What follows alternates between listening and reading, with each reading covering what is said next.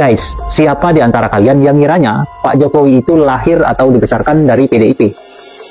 Ternyata kalian salah besar guys. Jadi, menurut Bapak ini, namanya adalah Pak Usman. Beliau adalah salah satu tokoh pergerakan Solo di masa lalu guys. Dan juga merupakan saksi hidup dari sejarah kelam pemberontakan PKI hingga masa Orde Baru. Jadi beliau itu pengetahuannya bukan dari kata orang guys, tapi beliau sendiri yang merupakan saksi hidup. Nah, mengenai sosok Pak Jokowi, yang banyak orang mengira bahwa PDI lah yang melahirkan Jokowi, ternyata menurut Pak Usman bukan guys. Lantas siapakah sosok di balik Jokowi, sehingga bisa menghantarkannya dari tukang kayu menjadi orang nomor 1 di Indonesia? Mari kita simak penjelasan berikut. Selama ini kan hampir semua taunya kalau Pak Jokowi itu munculnya dari partai politik, terutama dari PDIP. Padahal saya berani mempertanggungjawabkan 100% bukan dari partai. Jadi saya buat tulisan selebaran, dan itu selebaran itu kami sampaikan ke masyarakat. Kami dari Aliansi Rakyat Bergerak Surakarta ini sesungguhnya gerakannya itu fokus kepada masalah-masalah yang bersifat nasional, bukan yang bersifat kedaerahan.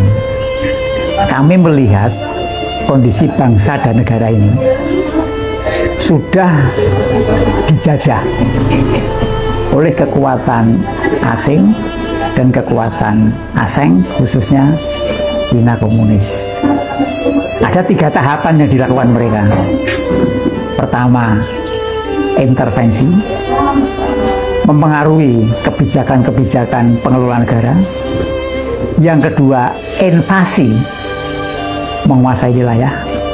Yang ketiga sebenarnya aneksasi, ngerampok tanah.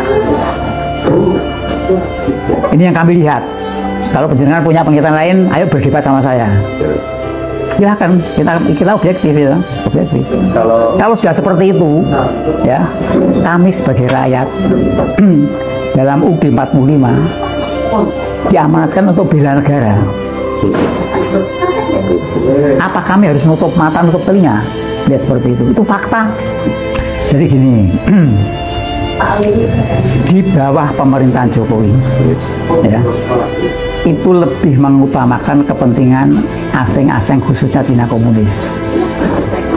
Justru tidak banyak memberikan perhatian kepada rakyatnya. Antara lain, Pak Jokowi akan mensukseskan yang namanya agenda Jalur Sutra. Jalur Sutra itu agendanya negara Cina komunis. Yang semula beberapa abad yang lalu, Jalur Sutra itu melalui darat. Dikatakan Jalur Sutra karena yang diperdagangkan adalah sutra. Tapi dimulai tahun 21 itu akan menggunakan jalur maritim. Harus menguasai pesisir, antara lain lewat Selat Malaka. Maka yang disasar oleh Cina melalui Pak Jokowi tadi, sukseskan jalur sutra ini, sukseskan jalur, sehingga timbul beberapa kasus. Kasus P1, P2, wilayah dan sebagainya itu. Dan itu pun dengan cara merusak undang-undang, merusak konstitusi. Mosok laut bisa disertifikat dan sebagainya itu. Karena apa? Karena Jokowi sudah di bawah kendali oligarki kapital.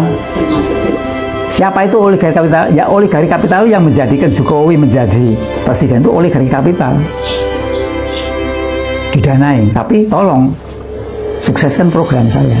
Berarti masuknya investasi dari Cina itu ya Pak, yang menurut Bapak menjadi salah satu bukti penguasaan Cina ya? Itu yang masalah wilayah. Nanti yang masalah ideologi, masalah politik, perekonomian itu ada semua. Dan itu bukan porsi kami. Ya. Investasinya tadi disebutkan apa Pak? Di PIK atau gimana? P1, P2, kemudiannya wilayah lainnya dan sebagainya. Kemudian menguasai pertambangan di mana buruhnya harus Cina semua. Kemudian materialnya juga harus dari Cina semua. Nah, padahal kita besi bisa bikin sendiri, besi beton. Semen ada, kemudian buruh ada. Tapi Cina tidak mau, harus dari saya. Nggak bisa dihindari. Dan Jokowi terpaksa mau, karena yang menjadikan Jokowi ini kan oligarki kapital. Siapa itu oligarki kapital? Yang pertama terdiri dari para pengkhianat bangsa.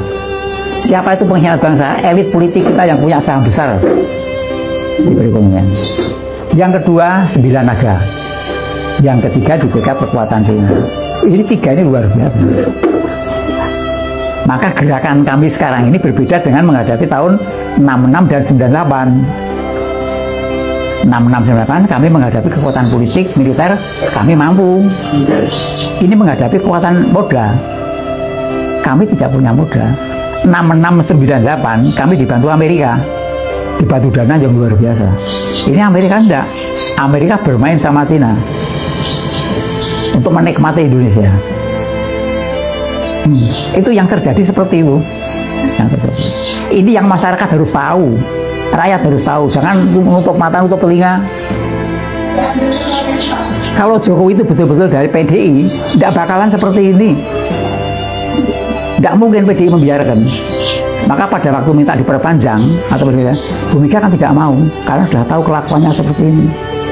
Bukan di bawah kendali partai, di bawah kendali oligarki kapital tadi.